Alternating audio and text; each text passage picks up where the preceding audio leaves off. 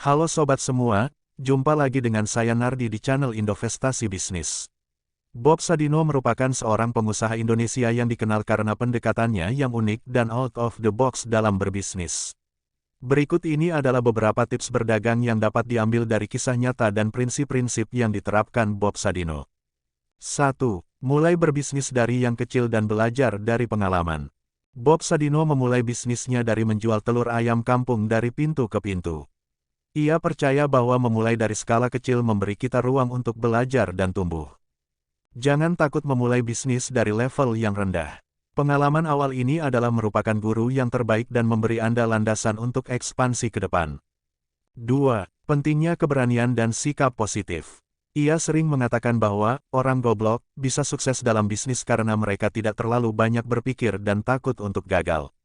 Sikap optimis dan berani mencoba adalah kunci. Maka jangan kita biarkan rasa takut akan kegagalan menghambat diri kita.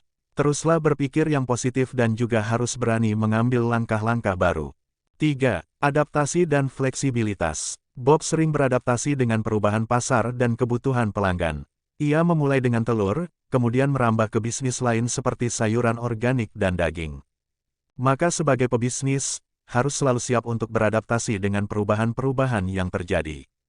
Fleksibilitas dalam berbisnis memungkinkan kita untuk tetap relevan dan juga selalu memenuhi permintaan pasar yang serba dinamis.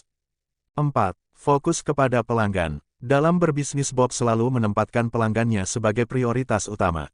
Ia percaya bahwa mendengarkan dan memenuhi kebutuhan pelanggan adalah cara terbaik untuk menjaga keberlanjutan bisnis. Maka jadilah pendengar yang baik dan juga fokus pada bagaimana kita bisa memberikan nilai lebih kepada pelanggan kita. 5. Kerja yang keras dan penuh ketekunan. Keberhasilan Bob tidak datang dalam waktu singkat, sebelumnya ia melalui begitu banyak tantangan dan kegagalan, akan tetapi ketekunan dan kerja kerasnya membawa hasil yang maksimal. Jangan mudah menyerah. Kegigihan dan dedikasi adalah kunci untuk mencapai kesuksesan dalam jangka panjang.